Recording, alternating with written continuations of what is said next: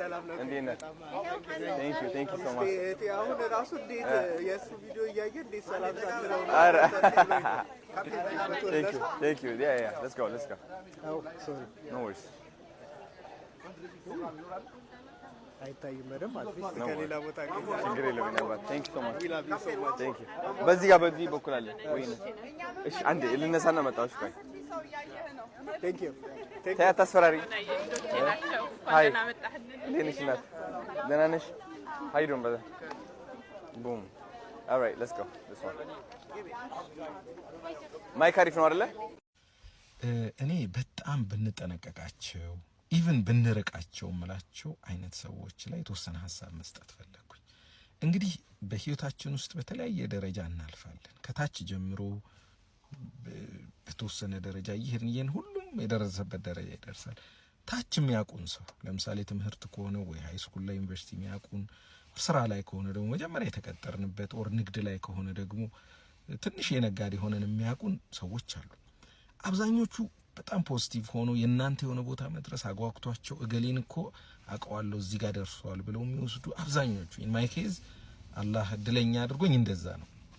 ግን ጥቂት ያየሁት ምለው በማየት ብቻ ሳይሆን ጉዳት የሚያደርሱ እንዲሁም በዲስከሽን መሃል ማያለ ምን አይነት ሰዎች መሰሏችሁ? በጣም ጥቂት ናቸው። ታች ነው የሚያቋችሁ። ምናልባት የናንተ ጊዜ መጥቶ አሁን የሆነ ደረጃ ደርሳችሁ ይሆናል። ነጋዴ ከሆናችሁ የሆነ ቦታ ደርሳችኋል። የሆነ አካዳሚክስ ውስጥ ካላችሁ የሆነ ደረጃ ብቻ የናንተ ጊዜ ሆኖ ፈጣሪ ያሳካላችሁና የሆነ ቦታ ደርሳችኋል። አእምሯቸው ውስጥ እነሱ ደግሞ የነሱ ጊዜ ያልሆነ ይሆናል። ኦሬዲ ወይም አእምሯቸው ያለው በታች ነው ብለው አስበው ሊሆን ይችላል። ሶ የዛል ሰው እዛ ጋር መድረስ ፖዚቲቭሊ ከማሰብ ይልቅ ምን አይነት ስሜት ውስጥ የሚገባዋሉ የነሱ መዘግየትን ማሳያ ሆኖ የሚታያቸዋል። ለምሳሌ እሱ በብዙም ያልተሳካለት ምናምን ነው ብሎ ካሰበ አብረው ተምረው አንድ ደረጃ የነበሩ እሱ ሌላኛው ጓደኛው የሆነ ቦታ ደርሷል ብሎ ሲያስብ የሱን መዘግየት ወይም ውድቀቴን ማሳያ ነው አይነት ስሜትና ቅናት የምታዩበታል። ለዚህ በጣም እኔ በተደጋጋሚ የሚገጥመኝ በንግድ አጋጣሚ ትልቅ ደረጃ የደረሱ ሰዎችን አውቃለሁና እንዲሁ ዲስከሽን ሲነሳ ሌላም ማሻአላ እዚህ ጋር ደርሷል ጎበዝ ነው እሱ ገሌ ምናምን ስትሉ አብዛኛው ሰው አሁን ጥሩ ደረጃ በተለወጡበት ምናምን የሚያውቀው ሰው ጥሩ ነው ኦፒኒየኑ። አልፎ አንዳንድ ግማያቸዋል ምን ደግሞ እሱን አላቀው ያኔ መርካቶ ይያለን ችርቻሮ እንዲኖ አቃቂርና የዛ ሰው የሆነ ቦታ መድረስን ኔጌቲቭሊና ዳውንግሬድ የሚያደርጓል እሱን አላቀው ምናምን ይሉና በጣም ጥቂት ናቸው። ግን እንዲህ አይነት ሰዎች ያ ቅናቱ ምኑ ብቻ አይደለም አጋጣሚው ከመጣ ያልሆነ ነገርም የማድረግ ፖሲቢሊቲ ሊኖራቸው ይችላል። እና እኔ በግሌ እጅግ በጣም አድቫይዝ ማደርገው እንደዛ አይነት ኔጌቲቭ ስሜት ቅናት ያለው በተለይ ታች አቀዋለሁ ብሎ የሚያስብ አይነት ሰውን ብትችሉ መጠንቀቅ ነው። ካልሆነ መራቅን አድቫይዝ አደርጋለሁ። I have observed some ጉዳቶችን ኦብዘርቭ ስላደረኩ ነው። እቺን ልበል ብዬ ነው። እንግዲህ በረመዳን እንዲህ አይነት መልእክት ማስተላለፍ ፌር ባይሆንም ይሁን። ቴንክ ዩ ባይ። ቆይ ግን አባዬ ከሰው እኩል እንደሆነ አትፈልግም አይደል? ምን ነው ልጄ ያጎደልኩብህ ነገር አለ? ሁሉም ሰው አይፎን ነው ያዙ። ጓደኞቼ በሙሉ አይፎን ነው ያዙት። መንገደኛው ሳይቀር ሁሉም አይፎን ነው ያዙት። አይፎን እንዲገዛልኝ እፈልጋለሁ። አትጨነቅ፣ እኔ አባትህ እገዛልሃለሁ።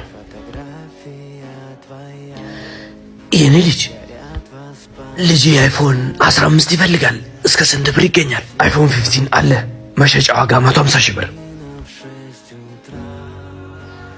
የኔ ልጅ አይፎን 15 እኮ በጣም ውድ ነው፣ ከአቅሜ በላይ ነው። ግን ይህንን ቆንጆ ስልክ ገዝቼልሃለሁ። እስኪ ተመልከተው።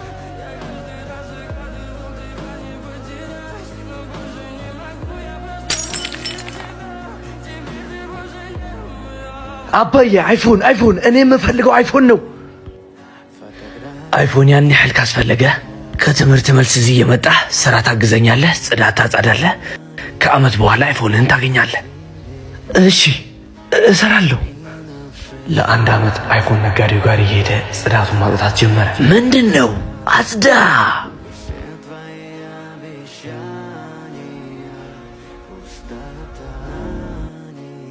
ብዙ ሰርተሃል፣ ደክመሃል።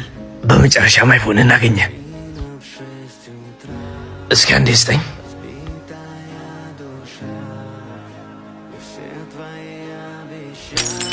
ምንድን ነው ያደረከው? ላቤን ጠብ አድርጌ 1 ዓመት ሙሉ የሰው ፊት እየገረፈ